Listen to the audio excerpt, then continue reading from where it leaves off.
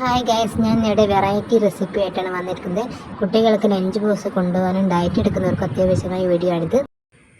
അതിനു മുന്നേ ഈ ചാനൽ സബ്സ്ക്രൈബ് ചെയ്യാത്തവരൊന്ന് സബ്സ്ക്രൈബ് ചെയ്യണേ, സപ്പോർട്ട് ചെയ്യണേ. നമുക്ക് വീഡിയോയിലോട്ട് പോവാം. തിളച്ച വെള്ളത്തിലേക്ക് ഒരു 15 മിനിറ്റ് സോയാബീൻ കുതിർത്തി വെക്കുക. എന്നിട്ട് നന്നായി കഴുകിയെടുത്ത് അല്പം മഞ്ഞൾപ്പൊടി, മുളക് പൊടി, ഉപ്പ് ഇത് മിക്സ് ചെയ്യുക. അതിനുശേഷം അത് നന്നായി കുഴച്ചെടുക്കുക. എന്നാലേ എല്ലാ സ്ഥലത്തും ഉപ്പും മഞ്ഞളും ഒക്കെ പിടിക്കുള്ളൂ.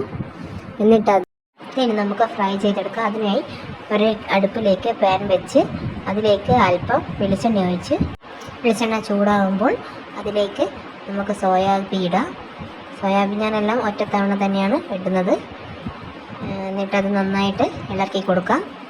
ഇടയ്ക്കിടയ്ക്ക് നമ്മൾ ഇളക്കി കൊടുക്കണം. എന്നിട്ടത് മാറ്റി വെക്കാം. ഫ്രൈ ചെയ്ത് മാറ്റി വെക്കാം. ഫ്രൈ ചെയ്ത വീഡിയോ എടുക്കാൻ എന്നോട് വിട്ടുപോയി. ഞാനിവിടെ 1.5 ക്യാരറ്റും ഒരു വലിയുള്ളിയും ഒരു ക്യാപ്സിക്കവും ഒരു ചെറിയ ക്യാബേജുമാണ് എടുത്തിട്ടുള്ളത്. അത് നീളത്തിൽ സ്ലൈസ് ചെയ്താണ്. ഇനി പാൻ അടുപ്പിലേക്ക് വെച്ച് അതിലേക്ക് വെളിച്ചെണ്ണ ഒഴിച്ച് എല്ലാം ഒന്നിച്ചിട്ട് അല്പം ഉപ്പും അല്പം മുളക് പൊടിയും ഇട്ട് ഒന്ന് വഴറ്റുക.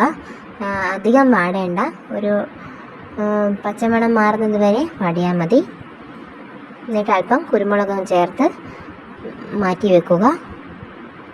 ക്യാപ്സിക്കവും ക്യാബേജും ഒന്ന് കടിച്ച് നോക്കിയാൽ മതി. അപ്പം നമുക്ക് അതിൻ്റെ പച്ചമണം മാറിയത് മനസ്സിലാവാം. ക്യാരറ്റൊക്കെ പിന്നെ ഞങ്ങൾ പച്ച തന്നെ കഴിക്കുന്ന ഒരു സാധനമാണല്ലോ.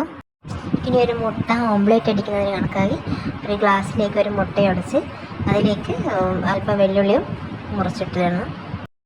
ചപ്പാത്തിയുടെ റെസിപ്പി ഞങ്ങൾക്ക് കൊടുത്തില്ല. ഇനി ഓംലേറ്റ് അടിക്കാൻ ഒരു പാനിലേക്ക് വെളിച്ചെണ്ണ വെച്ച് മുട്ട ഒഴിച്ച് കൊടുക്കുക. എന്നിട്ട് അതിലേക്ക് ഹാഫ് വേവാകുമ്പോൾ ചപ്പാത്തി വെക്കുക. എന്നിട്ട് അതിലേക്ക് അത് തിരിച്ചിടുക. മുട്ടയുടെ മുകളിലേക്ക് നേരത്തെ ഉണ്ടാക്കി വെച്ച മസാലക്കൂട്ട് വയ്ക്കുക. എന്നിട്ട് അതിൻ്റെ കൂടെ സോയാബീൻ ഫ്രൈ ചെയ്തതും കൂടി ആഡ് ചെയ്യുക.